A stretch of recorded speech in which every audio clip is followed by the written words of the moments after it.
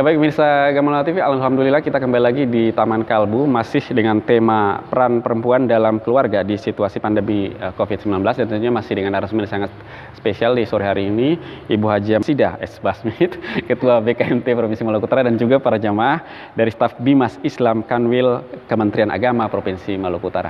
Baik, seperti janji saya di segmen sebelumnya bahwa kita akan masuk pada sesi tanya jawab ya. Di kesempatan ini setelah mendengar apa yang disampaikan oleh narasumber, mungkin ada yang ingin bertanya. Saya memberikan kesempatan kepada para jamaah yang hendak bertanya. Siapa yang mau bertanya? Oke. Ya, baik. Silakan, Bu.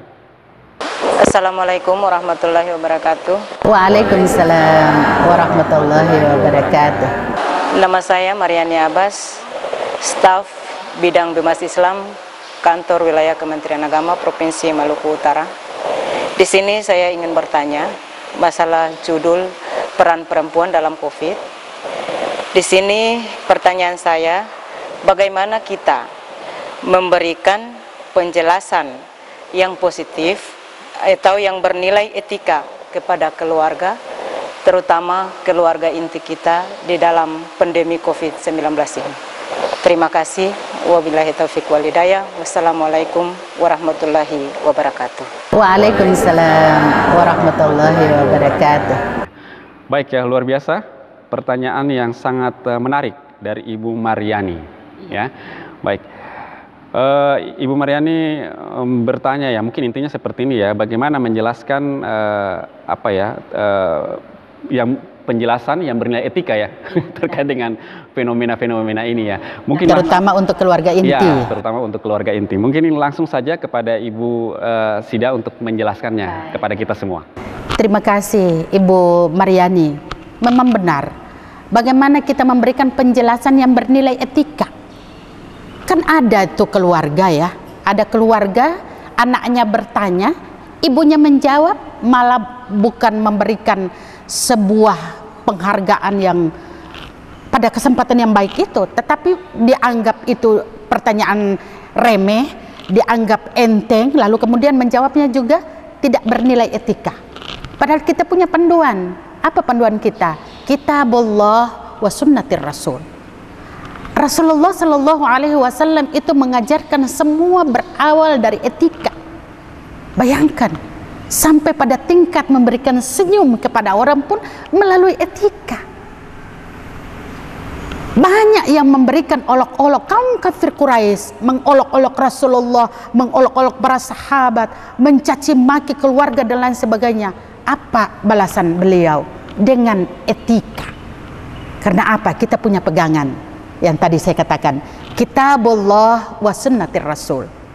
Nah, oleh karena itu, bagaimana? Coba kalau kita perhatikan pertanyaannya tadi, memberikan penjelasan yang bernilai etika di dalam keluarga inti.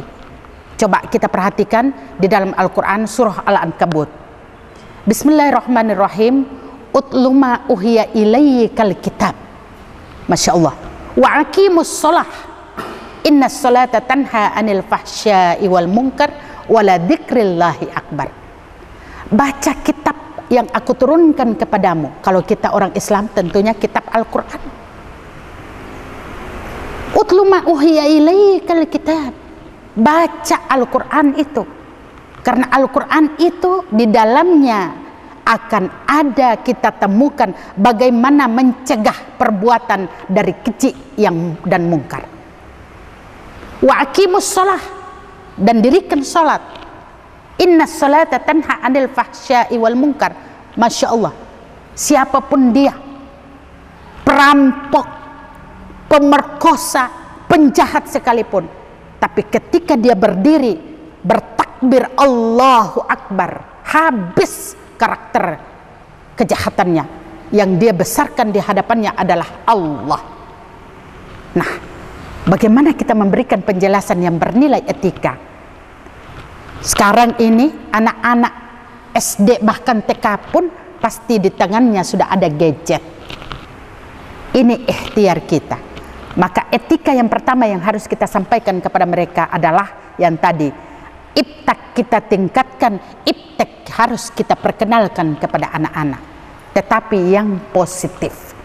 Maka ini peran kita sebagai perempuan. Ini tidak bisa terlepas.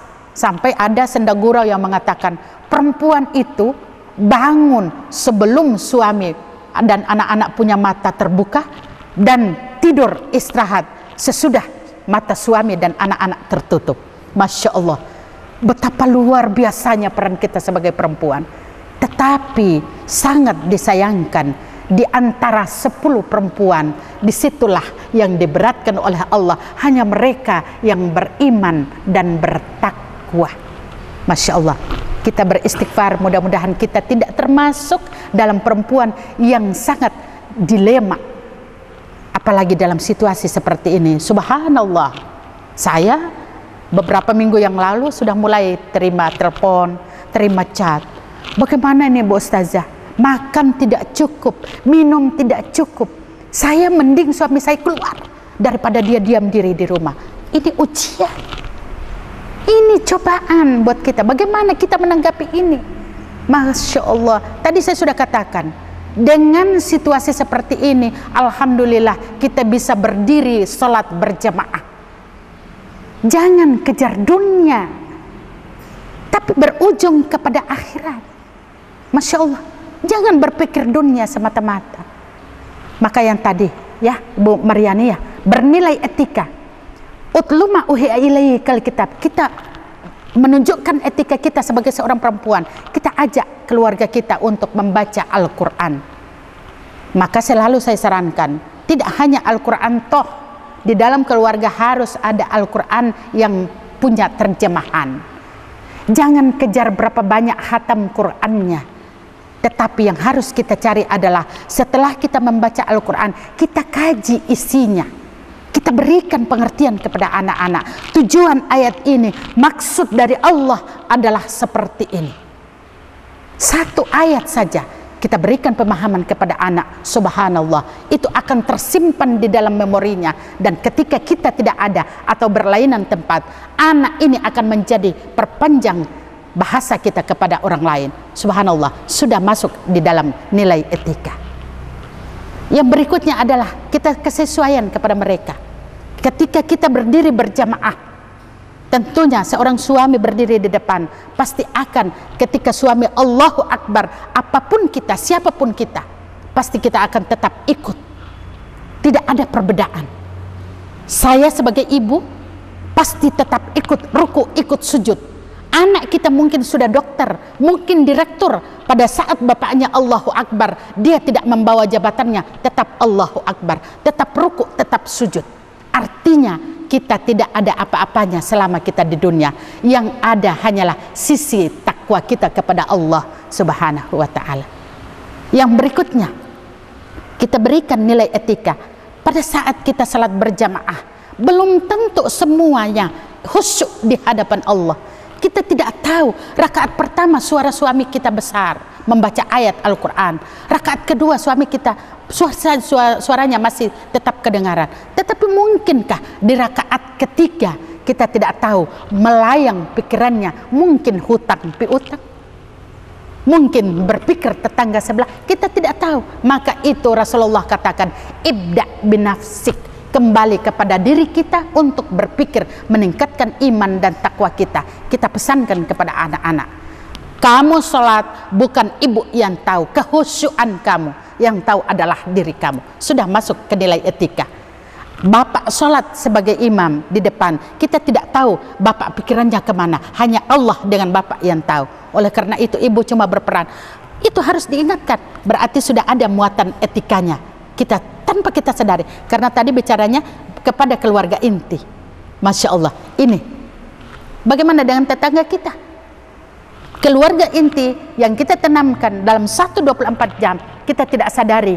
Tetapi mungkin ketika kita tidak ada, dia ke tetangga sebelah yang kita ajarkan, dia sudah mulai tularkan. Maka subhanallah, apa yang diajarkan, kebaikan, etika, dan lain sebagainya, ini kita tinggal berpangku tangan karena sudah ada syiar berkepanjangan dari anak-anak kita.